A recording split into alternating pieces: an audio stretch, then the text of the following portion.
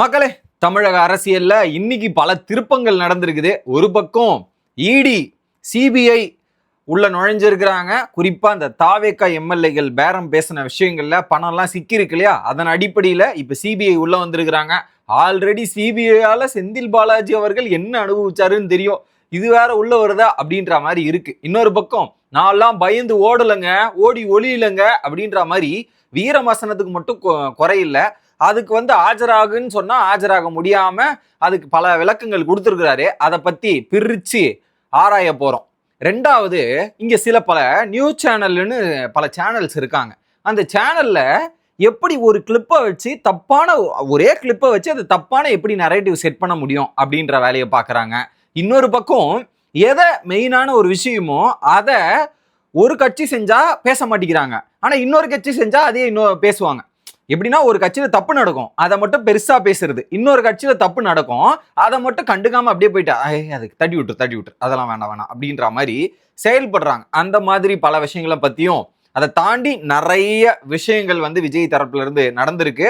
அது எல்லாத்தையுமே தெளிவா பாத்திரலாம். சேனலுக்கு புதுசா இருந்தீங்கன்னா சப்ஸ்கிரைப் பண்ணிருங்க. வீடியோக்கு ஒரு லைக்கும் ஐப்பும் கண்டிப்பா கொடுத்துடணும். ஃபேஸ்புக் மற்றும் யூடியூப்ல ஃபாலோ பண்ணாம இருக்க நபர்கள் ஃபாலோ பண்ணிருங்க மறக்காம. இப்ப கண்டென்ட்டுக்குள்ள போயிடலாம். மொதல் விஷயம், நேத்து விஜய் அவர்கள் வரும்போது அங்க எவ்வளவு கூட்டம் இருந்தது. குறிப்பா அங்க பஸ் ஸ்டாண்ட்ல போயிட்டு பாத்தீங்கன்னா அந்த இபி சார்ஜிங் ஏரியால ஒரு விஷயத்த பண்ணியிருப்பார். அந்த இடத்துல என்ன பண்ணிருப்பாங்க, ஒருத்தவங்க பின்னாடி இருப்பாங்க. ஸோ ஃபர்ஸ்ட் அந்த பஸ்ஸோட டிரைவர் கை கொடுப்பாங்க, ஒரு லேடி. கொடுத்த உடனே பாத்தீங்கன்னா இன்னொருத்தர் பின்னாடி விஜய் அவர்கள் திரும்பி பார்த்துட்டு அவங்களையும் வர சொல்லுவார். அப்ப கை கொடுக்கும்போது அந்த கையை கொடுக்காம விஜய் அவர்கள் இப்படி பிஹேவ் பண்ணிட்டாருன்ற வீடியோ சோசியல் மீடியால சர்க்குலேட் ஆயிருக்கு. அந்த வீடியோவை பல கட்சி ஆப்போசிட்ல இருக்கிற ஒரு கட்சி இருக்காங்களே, அந்த காலில் சன்னு உதிக்குமே அந்த அந்த அந்த சேனல்ல இருந்து ஒரு வீடியோ போட்டிருக்காங்க. பாத்தீங்களா, முதல்வர் விஜய் அவர்கள் கை கொடுக்க மாட்டேங்கிறாரு, இதுதான் சிஎம்முக்கு அழகா அப்படின்ற மாதிரி பேசுறாங்க. இன்னொரு பக்கம் அங்க செய்தி தொடர்பாளராக இருக்காருல, அந்த கட்சியின் செய்தி தொடர்பாளராக இருக்கிற சரவணன் அவர்கள் பாத்தீங்களா சிஎம் எப்படி பிஹேவ் பண்றாரு, இதெல்லாம் அழகா அப்படின்னு கேட்கிறாரு. இன்னொரு பக்கம் மோடி நார்த்ல பிஹேவ் பண்ற மாதிரி தான் சிஎம் விஜய் இங்க பிஹேவ் பண்றாருன்ற மாதிரி சொல்றாரு. சார், வீடியோ ஃபுட்டேஜ் கொஞ்சம் ஒழுங்கா பாத்தீங்களா இல்லையா? எப்படி உங்களுக்கு கை கொடுக்காத ஃபுட்டேஜ் தான் தெரிஞ்சுது, அதுக்கப்புறம் கை கொடுத்த ஃபுட்டேஜ் எல்லாம் நாங்க பார்க்க மாட்டேன், அதெல்லாம் நாங்க ஏன் பார்ப்போன்ற மாதிரி விஜய் அவர்கள் அதுக்கப்புறம் கை கொடுத்திருப்பார். முதலமைச்சர் விஜய் பாத்தீங்கன்னா போறதுக்கு முன்னாடி இங்க ஃபர்ஸ்ட் அவங்க தயங்கி கை கொடுத்திருப்பாங்க. அதுக்கப்புறம் இன்னொருத்தர் வந்தவொடனே அந்த கையை கொடுத்துட்டு அவங்க கிட்ட பேசிட்டு போவாரு. அந்த ஃபுட்டேஜை மட்டும் அந்த பர்டிகுலர் சேனல் போடாம அதை இவர் வேற எடுத்து பெருமையா பேசிட்டு அதுக்கப்புறம் சில விஷயங்கள் சொல்றாரு. இப்படிதான் பிஹேவ் பண்றாங்க. யாரு அங்க பிஎம் அப்படி பண்ணுவாரு, இங்க சிஎம் இப்படி பண்றாரு, இன்னொருத்தரும் அப்படின்னு சொல்றாரு. ஆனா இன்னொரு ஃபுட்டேஜ் நான் பார்த்தனே 2 இடத்துல 3 இடத்துல, சரி 3 இடத்துல முன்னாள் முதலமைச்சரான ஸ்டாலின் அவர்கள், இப்போ திமுக தலைவர் ஸ்டாலின் இருக்காரு இல்லையா, போன வாட்டி பஸ்ல போக கை அப்படி தட்டுறது, அந்த மாதிரி ஒரு வீடியோ ஃபுட்டேஜ் பாத்துங்க ஐயா. ஒண்ணு. ரெண்டாவது பாத்தீங்கன்னா இன்னொருத்தர் அந்த குழந்தை அங்க ஒரு வாக்கிங் போயிட்டு இருக்காரு, அந்த குழந்தை பக்கத்துல வருது, தள்ளு தள்ளு தள்ளு தள்ளு இப்படி ஒரு ஆக்ஷன் பண்றாரு. அதெல்லாம் உங்க கண்ணுல படலைங்களா ஐயா? அதெல்லாம் நீங்க பார்த்திருக்கணுமே கொஞ்சம். அதெல்லாம் பார்க்காம நீங்களே விஷயத்த பண்றீங்க. உங்க தரப்புலயுமே நடந்திருக்குதே, ஆனா உங்க தரப்புல நடந்திருக்கு. அதுக்கப்புறம் அது நீ இது கூட பண்ணல. இங்க நடந்து அதை கை கொடுக்காம இருந்த ஃபுட்டேஜை பார்த்துட்டு அதுக்கப்புறம் கை கொடுத்த ஃபுட்டேஜ் எல்லாம் பார்க்காம ஒரு விஷயத்த பேசுறீங்களே, என்ன நியாயம் இது? இதுதான் ஒரு ஃபேக் நரேட்டிவ். அப்படி ஒரு விஷயம் நடக்காம இருக்கும், அது நடந்த மாதிரி இவங்க ப்ரொஜெக்ட் பண்ணி அதுக்கு விமர்சனம் சொல்லி இப்படி டெலிகாஸ்ட் பண்ணுவாங்க. பார்த்து தெரிஞ்சுக்குங்க மக்களே. இதுல பல கேள்விகள் கேட்கறாங்க இல்லையா. இப்போ நேத்து இன்சிடென்டே எடுத்துப்போம். நேத்து விஜய் அவர்கள் பெரம்பூர்லாம் எல்லா விஷயத்தையும் பண்ணிட்டு போனாரு. அதை எல்லா சேனலும் டெலிகாஸ்ட் பண்ணியிருப்பாங்க. ஆனா டெலிகாஸ்ட் பண்ண ஃபுட்டேஜ் எங்க இருந்து ரிவீல் ஆச்சு? அது தமிழக வெற்றி கழகம் அப்படின்ற சேனல் மூலியமா தான் எடுத்தாங்களே தாண்டி மீடியா சேனலை உள்ள அலோவ் பண்றது இல்லை. ஏன்னா இவங்க பண்றது எல்லாமே ஃபேக் நரேட்டிவ். எல்லாத்தையும் ஒரு நியாயம் தர்மம்னு இருக்கு, எது நியாயமோ அதை பேசணும். இவங்க பாத்தீங்கன்னா ஒரு சார்பா இருக்கு சேர்ந்த மாதிரி தான் பேசிட்டு இருப்பாங்களே தாண்டி, அதான் நான் இதுக்கு முன்னாடி நிறைய எக்ஸாம்பிள் கொடுத்துருக்கேன். ஒரு விஷயத்த பேசுறாரு, ஒரு தப்பா பேசுறாரு, ஆபாசமா பேசுறாருன்னா அவர் கைது பண்ணிருக்காங்க. அப்ப எப்படின்னா ஆபாசமாக பேசிய நபர் கைதுன்னு தானே பேசணும். அப்படி சொல்ல மாட்டாங்க அவங்க சேனல். எப்படின்னா இப்படி அவதூறா பேசியிருக்காங்க, மோசமா பேசியிருக்காங்கன்னா அவர் எந்த கட்சி சார்ந்த இருக்காரோ திமுக நிர்வாகி கைதுன்னு பேசியிருப்பாங்க. ஏன்னா நிர்வாகி கைதுன்னு போடுவாங்க. ஏன்னா அவர் என்ன பேசினாருன்ற கான்டெக்ஸ்ட போடணும்ல, அந்த கான்டெக்ஸ்ட மட்டும் சொல்ல மாட்டாங்க. அதுக்கு போட்டா அவங்களுக்கு பாதிப்பு வந்துடும். இந்த மாதிரி பல சேனல்கள் இப்போ இது மாறி இருக்கு. இது ஆட்சி மாறி இருக்கு. ஆட்சி மாறினாலும் அவங்க பண்ற இந்த ஃபேக் ப்ரொபகண்டா, ஃபேக் நரேட்டிவ்ஸ் மட்டும் கண்டிப்பா மாறவே இல்லை. இதுக்கு இவங்க போற எதுக்குமே அனுமதிக்காம இருக்கிறதே சரின்னு தான் நினைக்கிறேன். எப்போ சேனலு மீடியாலாம் வந்து நடுநிலைமையா செயல்படுறாங்களோ அன்னைக்கு அலோவ் பண்ணலாம். அது வரையும் அலோவ் பண்ணாம இருக்கிறதா ரைட்டு. நேற்று மூலையில நிக்க விட்டு அங்கிருந்து ஃபுட்டேஜ் எடுத்துங்க, நாங்க இது பண்றதானே ஃபுட்டேஜ் அங்கிருந்து எடுத்துங்கன்னு அலோவ் பண்ணாங்கல்ல, அதுதான் கரெக்ட். ஏன்னா மக்களுக்கே தெரியும் யார் யாரெல்லாம் ஃபேக் நரேட்டிவ் ஃபேக்கா செட் பண்றாங்கன்றதை நீங்க தெல்ல தெளிவா பார்த்து புரிஞ்சுக்கணும் மக்களே.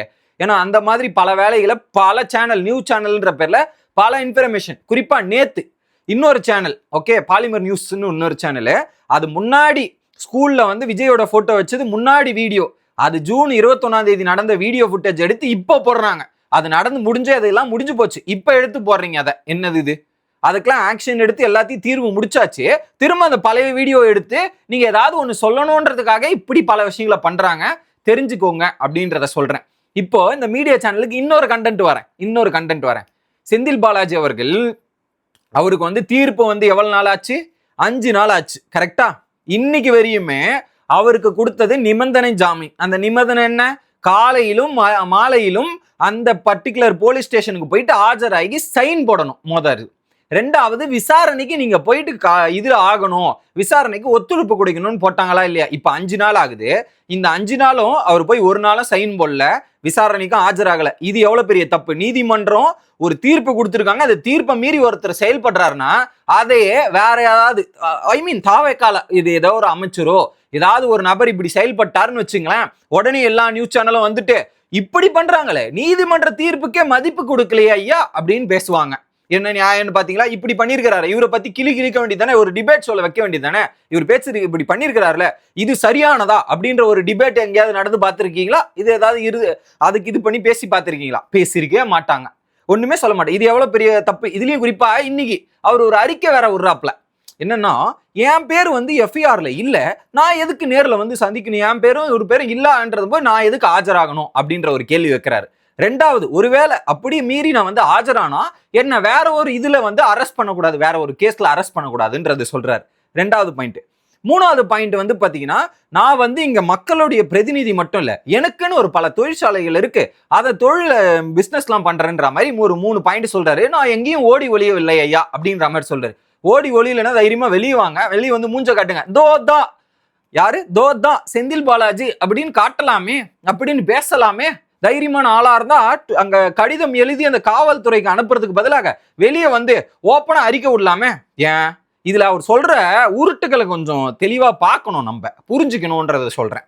முதல் விஷயம், அவர் பேர் எஃப்ஐஆர்ல இல்ல, இதெல்லாம் இல்லைன்னா எதுக்கு கோர்ட்ல போயிட்டு மேல்முறையீடு போனோம்? மேல்முறையீடுல கோர்ட்ல வந்து ஒரு விஷயத்துக்காக போனாங்கல்ல, எதுக்கு போறாங்க? கோர்ட்ல போயிட்டு கோர்ட்ல இந்த விஷயத்த கேட்கறாங்க, ஜாமீன் வேணும்னு. உங்க பேர் தான் இல்லையே, எதுக்கு ஜாமீன் கேட்கறீங்க? லாஜிக்கலா பேசுவோம், உங்க பேர் தான் இல்லையே எதுக்கு ஜாமீன் கேட்கறீங்க அப்படின்ற மாதிரி கேட்க தோணுமா இல்லையா? அதுக்கு ஜாமீனும் கொடுத்துருக்காங்க. ஸோ பேர் இல்லாத இதுக்கு அப்புறம் எப்படி நீதிமன்றம் ஜாமீன் கொடுக்கும்? அப்ப நீதிமன்றம் கொடுத்ததே தப்பா அப்படின்ற கேள்வி வருது. ஸோ ஆக மொத்தத்துல நீங்க அந்த கேஸ் உங்களுக்கு லுக் அவுட் நோட்டீஸும் நீங்க வந்து ஆஜராகன்னு சொன்னோன்னா ஓடி ஒளிஞ்சிட்டீங்க. அதுக்கப்புறம் நீதிமன்றத்துல போய் ஜாமீன் கேட்கறீங்க. அப்ப நீங்க தான் உங்க மேல பேரே இல்லைன்னா நீங்க ஏன் சார் ஓடி வளையணும்? எதுக்கு சார் நீங்க இதெல்லாம் பயந்து போனோம்? பயந்தே போக வேண்டிய அவசியம் இல்லையே, இதுவே இல்லையே, வந்து ஆஜராக வேண்டியதானே.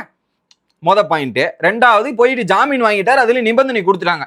இது கொடுத்ததுக்கு அப்புறம் நாங்க வந்து இது பேரே இல்ல, ஜாமீன் இது பண்ண மாட்டோம் அப்படின்றத சொல்றாரு. ரெண்டாவது, வேற யாரும் வந்து அரெஸ்ட் பண்ணக்கூடாதா? வேற யாரும் வந்து அரெஸ்ட் பண்ணக்கூடாதுன்னா புரியல எனக்கு. நீங்க தப்பு பண்ணிருப்பீங்க, அந்த தப்புக்கு வந்து அரெஸ்ட் பண்ணக்கூடாதான். அங்க வந்து உங்களுக்கு கொடுக்கப்பட்ட கிரைடீரியாவே நீங்க ஃபுல்ஃபில் பண்ணல. அதுக்கே வந்து இப்ப மேல்முறையீடு போயிருக்கிறாங்க தாவேகா அரசு தரப்புல இருந்து.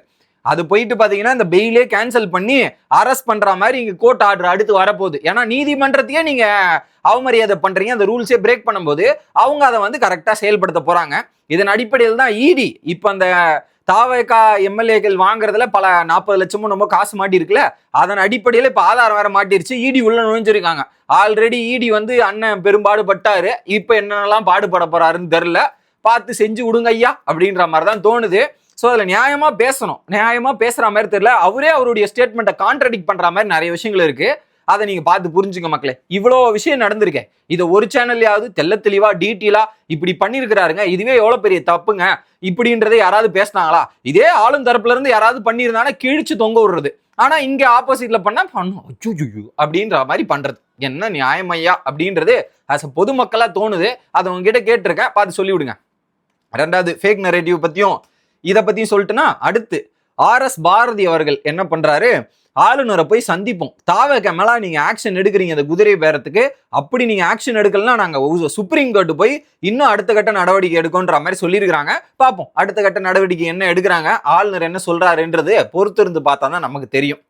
அடுத்ததாக நலம் தமிழ்நாடு அப்படின்ற மாதிரி ஒரு ஸ்கீமை வந்து ஆரம்பிச்சு வச்சிருக்கிறாங்க. ஸோ தமிழ்நாட்டில் இருக்கிற நீங்க வந்து கவர்மெண்ட்டுக்கு குறிப்பா ஹாஸ்பிட்டலுக்கு ஏதாவது கான்ட்ரிபியூட் பண்ணணும்னு நினைச்சீங்கன்னா அதுல போய் உங்களோட கான்ட்ரிபியூஷனை நீங்க பண்ணலாம். அது எல்லாமே 100% டிரான்ஸ்பரன்சியா இருக்கும் அப்படின்றத சொல்லியிருக்கிறாங்க. அது எப்படி எக்ஸிக்யூட் பண்றாங்கன்றது பொறுத்து இருந்து பார்க்க முடியும், பார்த்தா தான் தெரியும். உடனே வந்து இப்படி சொல்லிட்டாங்கன்றதால இப்படி நடந்துருமா அப்படின்னு யோசிக்க முடியாது. அது எந்த அளவுக்கு எக்ஸிக்யூட் பண்ணி எடுத்துட்டு போறாங்க. இதுல ஆல்ரெடி பல ஊழல்கள் நடக்குதுன்னு சொல்றாங்க. இதுலயும் நடக்காம பார்க்க வேண்டியது அவங்களுடைய கடமை. ஐ மீன் இந்த அரசு வக்கீல் போடுறதுலயே வந்து நிறைய முறைகேடுகள் நடந்திருக்கிறதால பல புகார்கள் வருது. அதையும் நீங்க தீவிரமா விசாரிச்சு அதுக்கும் ஒரு தக்க நடவடிக்கைகள் கொடுங்க, ஆக்ஷன்ஸ் எடுக்கணும். இப்படி இதுல இந்த மாதிரி ஒரு விஷயங்கள்ல நடக்காம பார்த்துட்டே ரொம்ப ரொம்ப நல்ல விஷயம்ன்றது நான் சொல்றேன். அதை தாண்டி இன்ஃப்ராஸ்ட்ரக்சருக்காக 139.40 கோடி வந்து அலாட் பண்ணியிருக்கிறாங்க சில ஹாஸ்பிட்டலுக்காக. இன்னொரு பக்கம் வேலைக்காக பல பேர் வந்து இது பண்ணியிருப்பாங்கல்ல, அவங்களுக்கு வந்து பாத்தீங்கன்னா 2144 பேருக்கு இன்னைக்கு ஆர்டர் முதல்வர் தலைவில இருந்து கொடுக்கப்பட்டிருக்கு அப்படின்றத பார்க்க முடிஞ்சு. அடுத்து EPS அவர்கள் என்ன பண்ணியிருக்காரு, இன்னைக்கு ஒரு பிரஸ் மீட்ல பேசியிருக்கிறாரு. இங்க ஆட்சி நடக்குதா அப்படின்றது சந்தேகமே எழுகிறது அப்படின்னு சொல்றாரு. ஸோ உங்களுக்கு ஆட்சி நடக்குதா இல்லையான்னு உங்களுக்கு சந்தேகம் இருந்தால் பொதுமக்களை போய் நீங்க கேட்டீங்கன்னாவே, மக்களை சந்தித்து நீங்க கேட்டீங்கன்னாவே இந்த ஆட்சி எப்படி போகுது என்ன நடக்குதுன்றது எல்லா மக்களுமே சொல்லுவாங்க, அவங்களுக்கு தெரியும். ஸோ நீங்க வேறு உலகத்தில் எங்கேயாவது இருந்தீர்கள் என்றால் இப்படி இந்த மாதிரி விஷயங்கள்லாம் தெரியாது போல இருக்கு. அவர் ஏதோ 15 வருஷம் இந்த மாதிரி இந்த படம் இருக்கு இல்லையா, ஐயோ டப்புன்னு அந்த ஜெயம் ரவி டப்புன்னு அந்த இதுல இருந்து வருவார் இல்லையா, கோமால இருந்து வருவாரு, அந்த மாதிரி தான் இருக்கு போல. இங்க நடக்கிற விஷயங்கள் என்னன்றதெல்லாம் பாக்குறாரா இல்லையான்னு தெரியல. இல்ல குறிப்பா நாங்க அண்ணா திராவிட முன்னேற்ற கழகம் பல பேர் திட்டங்களை எக்ஸிக்யூட் பண்ணிருப்போம், வாக்குறுதிகளை நிறைவேற்றிருப்போம், மக்கள் பிரச்சனைக்காக முதல்ல வந்து நிக்கிறது நாங்க தான் அப்படின்ற மாதிரி பேசினாரு.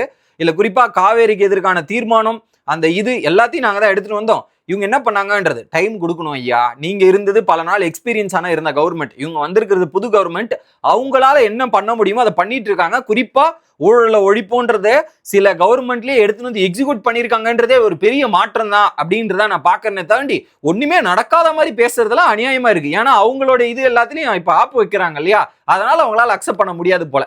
அதை தாண்டி இப்ப அங்கிருந்து ராஜினாமா பண்ணி வர எம்எல்ஏக்கெல்லாம் வந்து பாத்தீங்கன்னா அல்வா கொடுத்துட்டு இருக்காரு முதல்வர் அவர்கள். இதுல குறிப்பா திமுகவோட எம்எல்ஏக்கு இது வாங்கி அவங்க சார்பில் இருந்த கட்சி வாங்கி தான் ஆட்சி நடத்துறாரு. இதே சுச்சுவேஷனு எடப்பாடிக்கு வந்திருந்தாலுமே அவர் பல கட்சிகளை வாங்கி தான் ஆட்சி நடத்திருப்பாரு. இல்லப்பா எனக்கு ஆட்சியே வேணாம், நான் விட்டுறேன், எனக்கு திரும்பி ரீ எலெக்ஷன் வைங்க பாத்துக்கிறேன்னு சொல்லிட்டு போவாரா?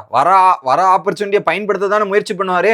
அப்படி பயன்படுத்தி தானே திமுகவும் அதிமுகவும் கூட்டணி வச்சாத ஆட்சி அமைக்கலாம்னு யோசிச்சிங்க. அப்போ நீங்க பண்ணது சரின்னா இது எப்படி அப்படின்ற மாதிரி யோசிக்க வைக்குது.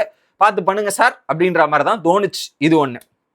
அடுத்து CTR நிர்மல்குமார் இன்னைக்கு ஒரு பிரஸ் மீட்ல இருமொழி கொள்கை தொடரும் அப்படின்ற ஒரு கிளாரிபிகேஷன் கொடுத்துட்டாரு. ஆளுநர் தரப்புல இருந்து அந்த 3 மொழி அவர் பேசினாலுமே நாங்க இருமொழியில் தான் தொடரும் அப்படின்ற மாதிரி தெளிவா சொல்லிட்டார். அடுத்து விஜயோட அதிரடி, முதல்வர் விஜயோட அதிரடி உத்தரவு என்னன்னா, உமாநாத் IAS மாதிரி நேத்து ஒருத்தர் வந்து பொக்கே எல்லாம் கொடுத்து பெரம்பூர்ல வரவேற்றாரு.